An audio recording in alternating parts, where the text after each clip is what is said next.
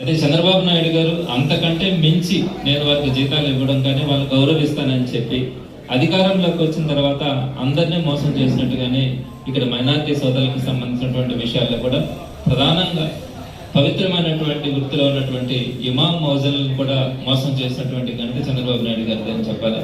ఎందుకంటే వారికి జీతాలు పెంచుతామని చెప్పి అసలు జీతాలే ఇవ్వకుండా పోయినసారి ఎలక్షన్ కోడ్ అప్పుడు ఏప్రిల్ మే జూన్ ఆ 3 నెలలకు జీతాలు ఎగ్గొట్టారు. మళ్ళీ ఈ సంవత్సరం 2025 సంవత్సరం జనవరి నుంచి ఆగస్టు ఎండింగ్ వచ్చింది. ఈ ఒక 8 నెలలు ఒక 3 నెలలు 11 నెలల జీతాలనే ఎగ్గొట్టినారు. ఎప్పుడు ఇస్తారో కూడా చెప్పట్లా, అసలు ఇస్తామా ఇవ్వమా కూడా చెప్పట్లా.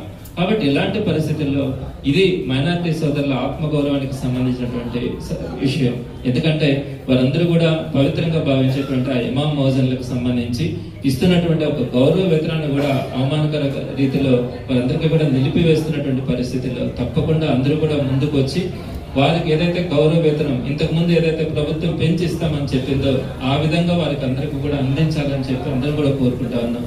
దీనికి సంబంధించి జిల్లా స్థాయిలో అందరూ కూడా మైనారిటీ సోదరులు కానీ ఇమాం మౌజన్లు కానీ అందరూ కూడా హాజరు కావాలని కలెక్టరేట్ లో స్పందన కార్యక్రమంలో కలెక్టర్ గారికి మెమోరాండం ఇవ్వడంతో పాటు ఆ మెమోరాండం ని రాష్ట్ర ప్రభుత్వానికి పంపించేలాగా మనం కలెక్టర్ గారికి రిక్వెస్ట్ చేయడం, ఆ తర్వాత బయట వచ్చిన తర్వాత నిరసనగా అందరూ కూడా కలెక్టర్ ఆఫీస్ బయట ప్రశ్న అడ్రస్ చేయడం కానీ అక్కడ వారందరూ కూడా మాట్లాడడం కూడా ప్రభుత్వానికి వారి యొక్క రిక్వెస్ట్ ని తెలియచేయడం కూడా జరుగుతుంది. కాబట్టి అందరూ కూడా ఈ కార్యక్రమానికి హాజరు కావాలని మనస్ఫూర్తిగా కోరుకుంటా ఉన్నాం.